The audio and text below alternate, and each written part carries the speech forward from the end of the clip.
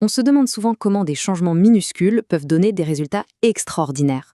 Eh bien, tout commence par un moment, un seul instant qui peut changer une vie.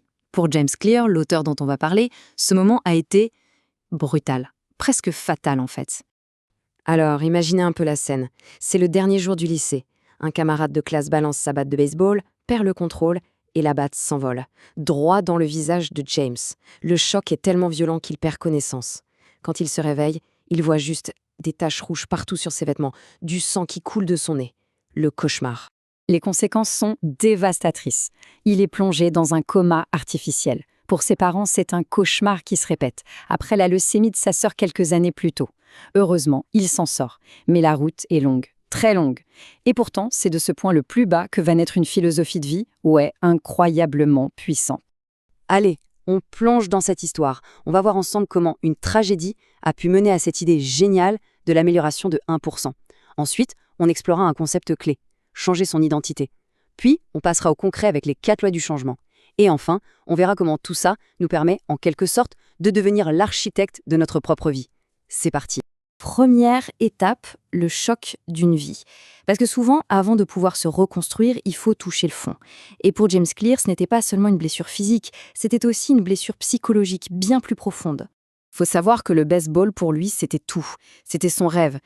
Et là, après des mois et des mois de rééducation, il revient sur le terrain et c'est un échec total. Il est le seul de son année à être relégué dans l'équipe réserve. L'humiliation absolue. Il se retrouve seul dans sa voiture, en larmes, persuadé que son rêve est fini. Mais c'est précisément dans ce moment de désespoir que les premières graines du changement vont être plantées. Et ça nous amène à la suite, la puissance du 1%. C'est à l'université que la vraie transformation commence. Mais attention, pas avec un grand geste héroïque, non. Plutôt avec des actions toutes petites, presque insignifiantes. Concrètement, qu'est-ce qu'il a fait? Eh bien, pendant que ses colocs jouaient aux jeux vidéo jusqu'à pas d'heure, lui, il a commencé à se coucher tôt, à mettre en place de bonnes habitudes de sommeil. Dans le chaos total de sa chambre d'étudiant, il a commencé à la garder propre. Des trucs tout bêtes, en apparence, mais ces petites victoires lui ont redonné un sentiment de contrôle. Et c'est comme ça qu'il a reconstruit sa confiance, petit à petit, brique par brique. Il ne pensait plus au grand objectif final, il cherchait juste à être 1% meilleur, chaque jour. Et cette idée, elle est parfaitement illustrée par cette citation de Warren Buffett. On a tendance à croire que le progrès, c'est une ligne droite, mais non. Les résultats les plus puissants y sont différés. C'est exactement comme les intérêts composés en finance. Au début, on ne voit rien, et puis ça s'emballe. Chaque bonne habitude, c'est pareil. Les bénéfices se multiplient avec le temps, de façon exponentielle. Mais il y a un piège. C'est ce qu'il appelle le plateau du potentiel latent. C'est cette période hyper frustrante où on a l'impression que nos efforts ne servent à rien. On se met au sport pendant 1 mois, on ne voit aucun changement, alors on lâche l'affaire. C'est ça, la vallée de la déception. Mais le truc, c'est que le travail n'est pas perdu, il est stocké. L'image du glaçon est parfaite pour ça. Entre -3 et -1 degré, on chauffe, mais il ne se passe rien en apparence. Et pourtant, l'énergie s'accumule. Et bam, à 0 degré, la percée arrive. Tout le secret, c'est d'avoir la patience de traverser cette vallée. Ok, maintenant on arrive à l'idée qui est peut-être la plus déroutante, mais aussi la plus puissante de toute cette approche. Pour qu'un changement dure, il ne faut pas se concentrer sur ce qu'on veut obtenir, mais sur la personne qu'on veut devenir.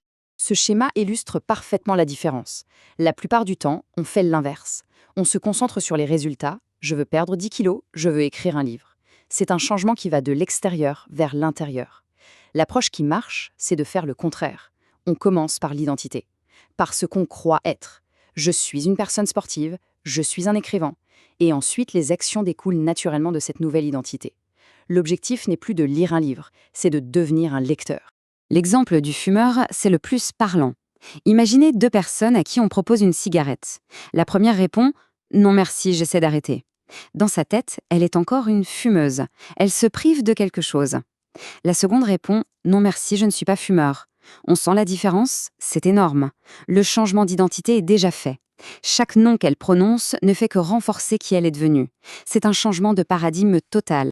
Bon, c'est bien beau tout ça, l'identité, le changement de paradigme, mais concrètement, comment on fait? C'est là qu'on passe à la boîte à outils, les 4 lois du changement. Un cadre super simple et qui marche pour tout. Alors voilà les 4 clés pour créer une bonne habitude. Numéro 1, la rendre évidente. 2, la rendre attrayante. 3, la rendre facile. Et 4, la rendre satisfaisante. C'est tout. Et pour se débarrasser d'une mauvaise habitude, eh bien, il suffit de faire l'exact inverse, la rendre invisible, pas du tout attrayante, difficile et insatisfaisante. C'est vraiment la recette de base pour reprendre le contrôle. On va s'arrêter un instant sur la première loi, rendre l'habitude évidente. Parce que, comme le dit la citation, l'environnement est la main invisible qui façonne le comportement humain. On a tendance à l'oublier, mais notre environnement a un pouvoir immense sur nos actions. On n'est pas juste une question de volonté, on est aussi le produit de notre contexte. Et cette étude, c'est l'exemple parfait. Dans une cafétéria d'hôpital, ils ont fait un truc tout simple. Ils ont mis des bouteilles d'eau partout, à côté des distributeurs de soda, dans des paniers près des caisses.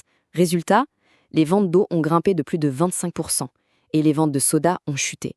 Personne n'a fait de leçon de morale, personne n'a essayé de motiver les gens, ils ont juste rendu le bon choix plus visible, plus évident. C'est ça, le pouvoir de l'environnement. Bon, alors, revenons à notre histoire.